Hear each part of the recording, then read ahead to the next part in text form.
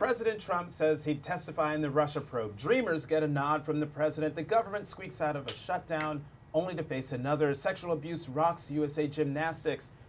And it's only Thursday. I'm Jonathan Capehart, joined by opinion writers Christine Emba, Ruth Marcus, and Steve Stromberg. Christine, as you can see by the trusty laptop she has next to her, will be reading your comments and questions, so please send them in. President Trump says he's not only willing but eager to be interviewed by Special Counsel Robert Mueller in the Russia investigation, and maybe even under oath. Here's what he told reporters at an impromptu Q&A on Wednesday in the West Wing. Are you going to talk to Mueller? I'm looking forward to it, actually. You want to? Do you have a date set? Here's the story, just Do you have so a you date understand. set, There's Mr. been no President? collusion whatsoever. Yeah. There's no obstruction whatsoever. And I'm looking forward to it. I do worry when I look at all of the things that you people don't report about with what's happening. If you take a look at, you know, the 5 months worth of missing texts, that's a lot of missing texts. And as I said yesterday, that's prime time. So you do sort of look at that and say, what's going on? Mm-hmm. Now, those missing texts Trump mentions include exchanges between senior FBI lawyer Lisa Page and senior counterintelligence agent Peter Strzok. In one text, they mention a secret society. And Republican lawmakers and the president have suggested this may be proof of bias against Trump within the Justice Department. Okay, so these secret texts, I'm sorry, I'm getting the two confused. Secret texts, missing society. Yeah. Let's take the missing texts first. Are they still missing? Maybe. Maybe some have been found. Look, well, I don't even know what to say about this, except that the president and his allies always want to change the subject, right? The question was, are you going to talk to the special counsel? And the answer, after some other things, was, I'm really worried about what's going on with the FBI. Mm-hmm. Come on. Steve may have some things to say about this. Unload away. Yeah. Well, take the missing text and branch out into secret society, which I think is the more egregious thing. Yeah, so the missing text, actually, one thing we do know is it turned out that this was not an issue, missing text was not an issue just for these two FBI officials. It was actually because that would be a lot of texting. Right, yeah, right. If they had an unlimited plan. Yeah. Right, there we go, right. Even my kids do not text that much. That's what you think. But it wasn't, it was every FBI official that had this particular type of phone. And so it wasn't sort of, well, they selectively deleted these Page Strzok texts, but in fact it was an agency-wide issue which would, you know, lend credence to the notion that this is in fact what the FBI has said it is, which was just a technical glitch. Right. Which, you know, if you've ever interacted with the federal government, you can definitely imagine technical glitches happen. Yeah, right, that's so, the norm. Yeah. So how that's not the most likely explanation for what's going on, I have, you know, you have to be a conspiratorial mind in order to imagine that it would be something, you know, more sinister. But in fact, we might have a conspiratorial mind in the presidency and elsewhere. And elsewhere, and that actually gets to this, you know, this secret society, right. You know, this text that was taken out of context. It's hard even to describe because there was almost no other context provided. Literally, almost anybody has really seen is the word secret society, you know, used in a text by this FBI official, which couldn't be a joke, couldn't possibly refer to anything else but a secret conspiracy to undermine the president that they were broadcasting over a government phone. It makes no sense. Yeah, Christine. I mean, who among us hasn't texted about a secret society to take over the government? I have not done that, to be clear. You among us have not, right. Yeah. But I think kind of as Ruth was saying, actually, this is part of the playbook for this administration and its own co-conspirators, right? It's possible, and we keep seeing this happen, to take almost anything out of context whenever there are documents released, especially if they're released only to a specific group of people or a specific committee. If you pick a line from anything, of course it'll look suspicious. There's always something to be done, whether it's WikiLeaks with Hillary's emails, and it's just a perfect distractionary technique because you can extrapolate anything, and people who are hungry for that discussion will take it. Real quick. There was one text that I thought was really emblematic of that. If I'm remembering it correctly, it was from Strzok to Page, and he was saying He was reluctant to join the Russia probe because he really didn't think there was any there. To me, that was illustrative of, hey, guess what? Prosecutors and FBI agents want to be on cases that are going to result in prosecutions. He didn't think that there was so much going on, wasn't going to be the greatest career move. This was taken as evidence of entirely the opposite by certain people, including, I believe, Senator Ron Johnson, who we need to call out. Can we talk about him? Because this gets to the secret society thing, and I said this on Hardball the other night.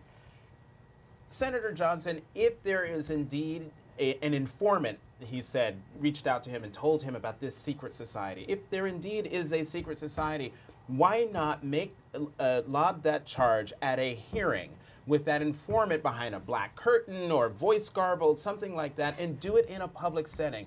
I think what he did was reprehensible. Am I wrong? No, you're too mild. Well, no, you're too mild. That's all you got? I'm waiting for Stromberg to tee up his outrage. Oh, it's fully teed, let me tell you. No, I mean, I totally agree. It's grasping on little scraps of evidence, quote unquote evidence, that can be spun into, the most, supposedly damning accusations, and it's all insinuation. It's all information gaps being filled with insinuation. They don't want an actual process, an actual hearing that goes through and in a reasonable way gets to the bottom of whatever it is that they're talking about. What they want to do is seed the country with doubt about the Mueller investigation. Right. And that's the underlying issue, is that we have a totally legitimate investigation based on actual intelligence.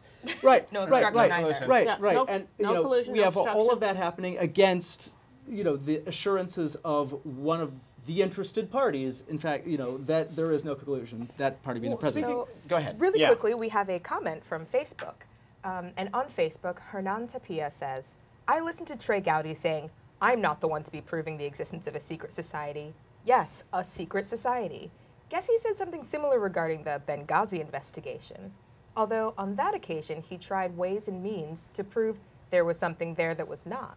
So he's consistently inconsistent. How do you disprove a secret society? Expose it if you can. I think that actually that his bringing up Benghazi is a really good point, in part because it gets to this notion that, what is the oversight process in Congress? What is it turning into? Is it just an excuse to conduct partisan show trials at this Yes. point? Right. And if that's the case, where does the oversight happen? What happens to the Congress's oversight mission? This idea that there should be a bipartisan effort to hold the government to account. Does that just not Steve. happen? Oh, Steve. It used to happen. It used to Idealist. happen. Right. Those days are long gone. Right. Before we move on from the subject, we have to talk a little bit more about the president saying he would testify under oath. I mean, I thought if he were to go in to talk to Mueller, automatically, if he were to lie to Mueller, whether he's under oath or like I swear, or is it I swear, that he would be in trouble. So is there anything significant in him saying flat out, I will testify under oath? Well, I would quibble with the words flat out. Okay. Let us remind ourselves that this is the president who, as candidate, said he was going to be delighted to and, in fact, eager to turn over his tax returns, still waiting. Right. Even in the course of that interview, he said he sort of caught himself and said, well, subject to my lawyers and everything. So I believe that the president will sit for an interview with Mueller because there is no way Mueller is accepting anything less than that, sworn or not, and I'll get to that in a second, from the president. He's not going to, written questions, don't think so. So he's not going away without that interview. It's not going to be tenable, I don't think, even for this president to, as a political matter, resist an interview. So we're going to get that. It was interesting that the president, who a couple weeks ago had said he didn't see why there would be any reason for it, no collusion, no collusion, no collusion, was now expressing his, indeed, eagerness, he asserted, to testify. Under oath, not under oath. You're totally right, Jonathan. Of making a false statement in an investigation like that would expose you to charges whether or not you were sworn. What he was trying to do there was kind of prove his manly, assertive truthiness, because for him it's a very big deal that the person who he can't really go a session with reporters without naming, that is Hillary Clinton, was not under oath. He thinks that is evidence of how she got this really, sugar-coated, easy deal from the FBI.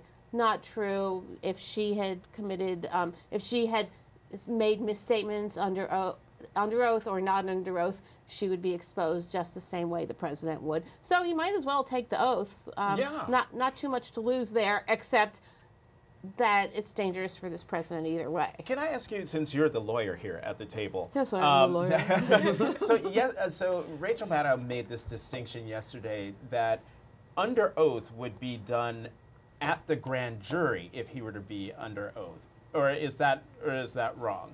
I think you can testify. I mean, certainly we know there are ways to testify under oath in other places, like, for example, before Congress.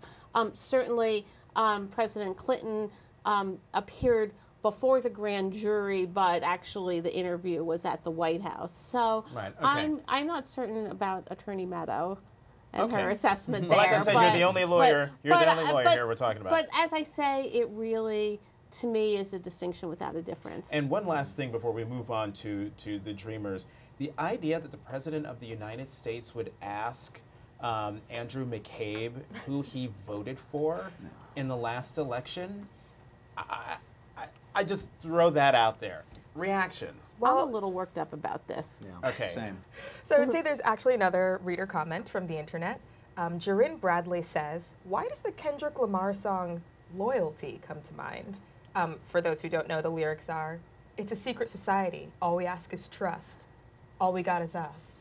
Loyalty, loyalty, loyalty." Wow. Thank you. Well, of course, I am part of a not very very secret good. society called the Gridiron Club, and we produce songs for our spring show, which is in March, and we are always making fun of ourselves for being a bunch of old fogies who don't know whoever that is. It's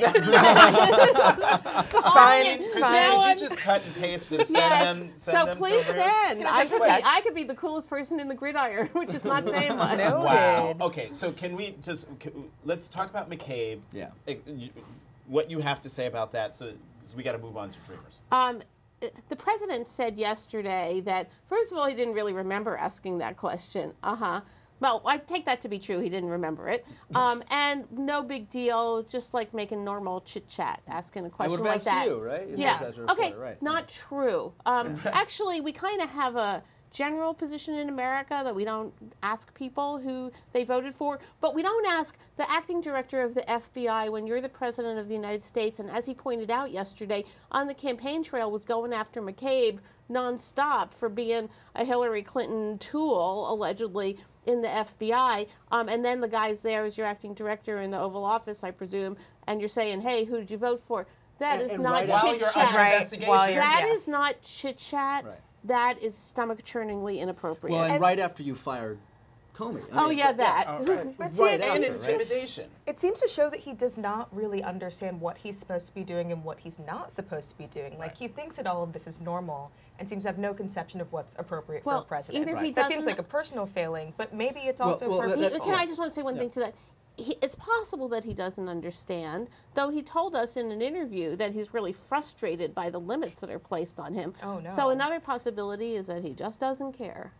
Yeah, just doesn't care. But you know what? President Trump is always full of surprises. He said for the first time Wednesday that he's open to a path to citizenship for some young, undocumented immigrants known as Dreamers, but only if he gets money for his border wall. Do you want citizenship for We're Dreamers? going to morph into it. It's going to happen at some point in the future. Morph into it. Over a period of 10 to 12 years, somebody does a great job. They've worked hard. It gives incentive to do a great job. Okay. Who believes him at this table that he actually believes he wants that he will actually go for citizenship for Dreamers? Well, right. So he might have believed it at the time that he said it. Classic. But then maybe he hadn't talked to Stephen Miller in a couple of hours, or Tom Cotton, or just hadn't changed his mind for whatever reason. Yeah, no. At this point, what credibility does he have to make any kind of commitment? Chuck Schumer was on the floor just a little bit earlier today, saying on the Senate floor, saying that we have to have a sort of a small-scale deal that doesn't bring in all these extraneous sort of issues. I assume he means chain migration and a few other things that the hardliners want to throw into this deal, and that essentially the Senate should work its own will and ignore the president. Which you wonder what other route do they really have at this point, given how inconsistent Trump has been. Right.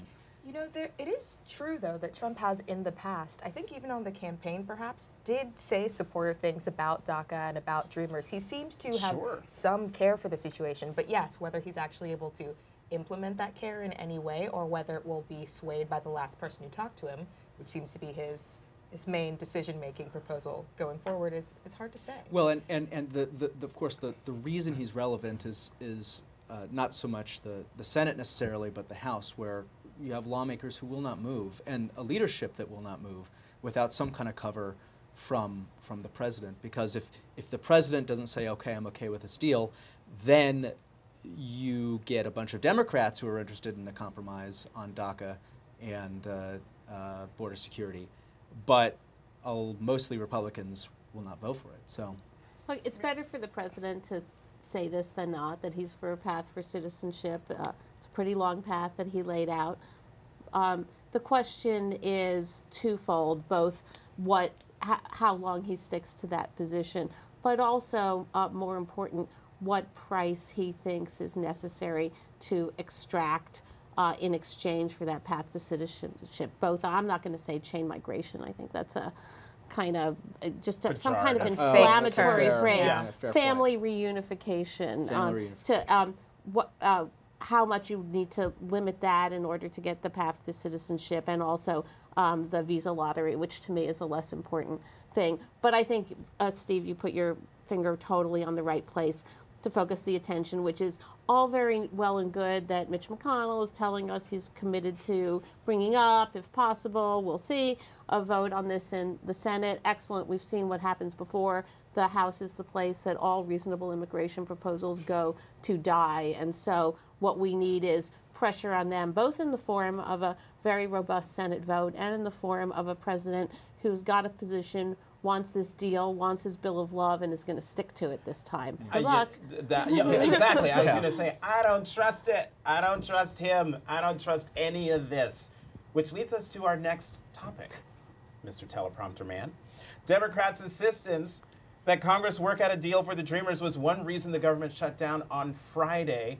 They didn't get their way, yet they still voted for a spending bill to reopen the government Monday because Republicans said they were committed to an immigration deal. Here's what Republican Senate Majority Leader Mitch McConnell had to say. What do you say to those Dreamers who are worried that you won't keep your word and bring a bill to the floor? A lot could go wrong between now and then. I intend to keep my word. I intend to keep my word. Why can't you just say, I will keep my word? This is the deal. I'm the leader. This is going to happen. Because when you say that you intend to do something, I think this is the obvious answer, right? What? It might not happen. You might not be able to for whatever reason, whether it's Congress, whether it's pressure, whether it's just your feelings that day, and no one can be blamed. Right. So then why should anybody trust, and by anybody I mean the Democrats in the Senate or Democrats on the Hill, trust that Mitch McConnell is going to do what he says he's going to do or intends to do? What's their choice? Seriously. I mean, they... Shut down the government? Well, they... Again? We'll see about that. I think that the Democrats had the benefit of Senate rules that allowed them to block this, but didn't have a very easy hand to play. So from my point of view, Chuck Schumer played a bad hand, maybe not about as well as he could have, but closer to that than to the alternative. And here's what I mean by that. Hispanic groups, immigration reform groups, the left base groups of the party had really lost their patience with another continuing resolution that was not going to include a Dreamer deal.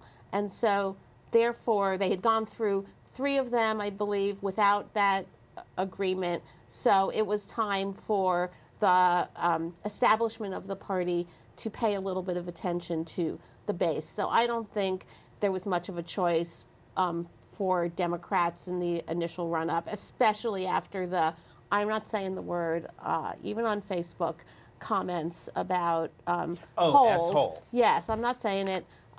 Even especially after those inflammatory comments. So kind of had to push the shutdown. Question is, once you push it, if you know or have reason to think that the moderates in your party are going to get all wiggly about this and back off so quickly, is your hand strengthened or not strengthened? You can see it both ways. I do think that if we get to this point and there is either not a vote on DACA or not an agreement that's reasonable on DACA, the Democrats can go to the country and say, look, these people keep telling you that they want an agreement, but they will not get to it. What do you want us to do here? So, and that's on February 8th. So then Democrats would be within their rights and have a strong hand to say, you know what? They made a promise. He made a promise. We just saw it, even though he said, I intend. Yeah. He made the promise. And Chuck Schumer, in his announcement that the shutdown, the Democrats were going to give the votes to end the shutdown, he made a point, Schumer did, of putting Mitch McConnell's words back in his face for everyone to hear, for everyone to digest, so that everyone knows if/when the government shuts down on February 8th, they know who to blame. So do we think, just go around the table real quick before we move to gymnastics, do we think that Are we doing something? Oh, yes, we are. That's why we have this big desk. We have this big desk for the floor routine, the floor exercise. Do we think the Democrats will have the guts to hold strong if there's no DACA deal by February 8th to withhold the votes necessary to keep the government open? In other words, to shut down the government on February 8th. Will they have the guts, Christine? Ooh, And go with your gut. What did your gut say? It says no. I'm not really sure. I think that it's only public perception that is keeping them together at all, and they've had a taste of that and folded really quickly, so why should I expect any better? Yeah, I agree with Christine on that. You know, shutdowns typically don't work out for the people who are shutting down the government. You know, they didn't work out for Gingrich in 95, 96. They didn't work out for Ted Cruz in 2013. Typically, it's a sign of desperation. People are playing a losing hand. They don't have any leverage except to sort of, shut the system down.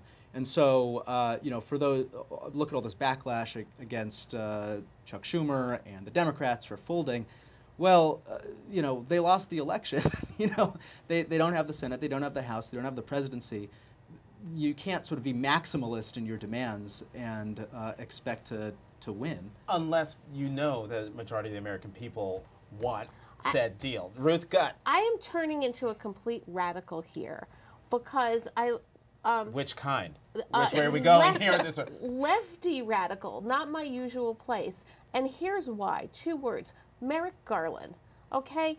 It seems to be completely acceptable for the Republicans to use Senate rules in order to fail to fill an open Supreme Court seat when there was plenty of time to do it in an election year in order to deprive a president of his ability to fulfill his constitutional role of naming somebody to the Supreme Court and having them confirmed by the Senate, which is their constitutional role. And there's no recriminations or consequences here except for, hey, guess what? Justice Gorsuch, that went well for them. And now the Democrats are supposed to not use Senate rules to their advantage and be having no other recourse, as you say, because they're in the minority, in order to get a majority deal. I am woke. Wow. Just say, as woke as I'm going to get. Oh my God, Christine, you got it. Oh. Man, that was the surprise at the table, but we actually wait till you see my floor exercise. Go on. Have a comment from a phantom member of our table here. John Bauer from Facebook, I believe, says, the Democrats have no power now. Dem voters will have to stop fighting and get out the vote next fall. we can fix everything when we get the House and Senate back. That seems optimistic, but hopeful. No, and not everything. Well, I will tell you this. Midterm election 2018 reminds me very much of midterm election 2006. Everyone then were talking about the fact that Democrats were looking like they would take the House, but the Senate was impossible.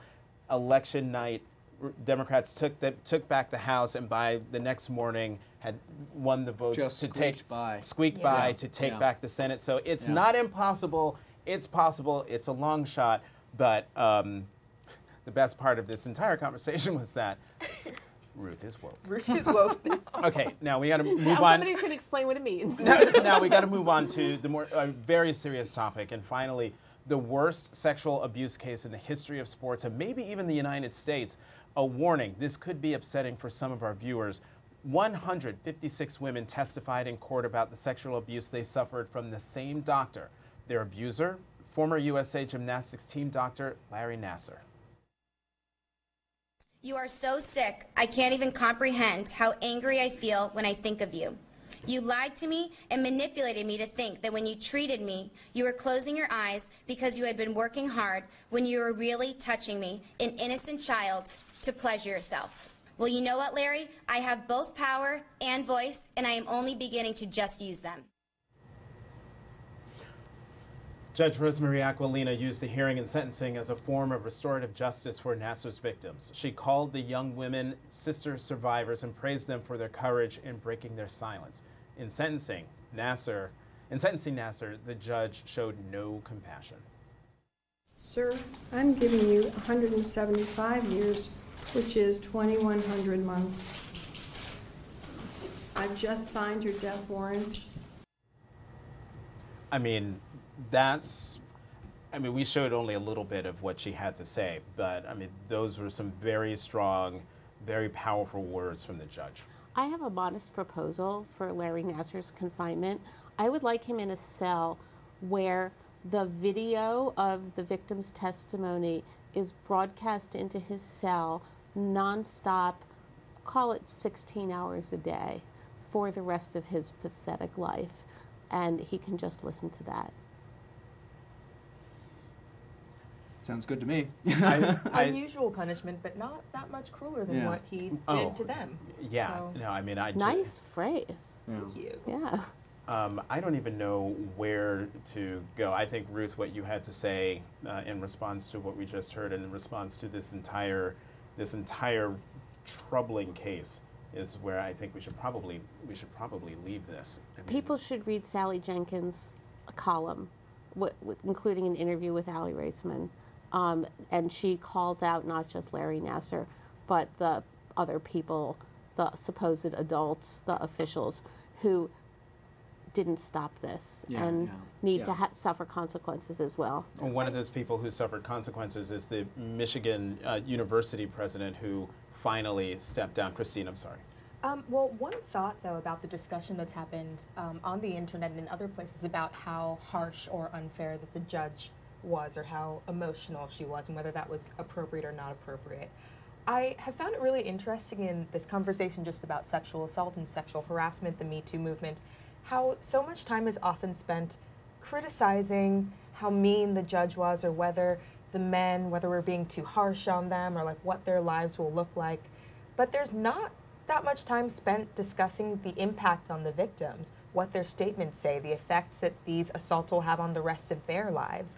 And I think it says something about our conversation around sexual harassment that we still seem to be privileging the feelings of the abusers, which are usually men, over the experience of these real victims. That's what matters, not whether the judge was emotional or not emotional enough or too rude. Yeah, actually, I would encourage anybody, if they could stand it. And I actually avoided watching a lot of the testimony until pretty recently, just because it seemed like it would be really unpleasant to watch, and and it was harrowing, right? It's awful, these stories you hear. But one thing that becomes very, very clear is the way that the abuse affected not only these young women's lives but also their families and radiated throughout the community in a way that was, I mean, it destroyed lives over and over and over again.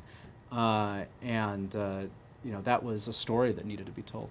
You know, one of the things, as you were talking, Christine, and also Steve, the abuse that we've listened to and that we've read about is troubling. But just as troubling is the sort of, talk about conspiracy or secret society of silence. It's not like these things were happening and no one else knew. Mm-hmm. People knew, and yet they put other things ahead of the health and safety and security of children. Indeed, they required a secrecy agreement as part of the settlement. Okay, this is not okay. There are other places where we've had secrecy agreements come up recently. I think that when a victim wants a secrecy agreement because she is not ready to have her privacy invaded and to expose herself and the horrors that happened to her to the world, that's okay. She should be in control of that. When it's a way to extract, as in sexual harassment settlements, additional recompense from employers, maybe that should be, or other people who have done the harassment, maybe that should be within the victim's control.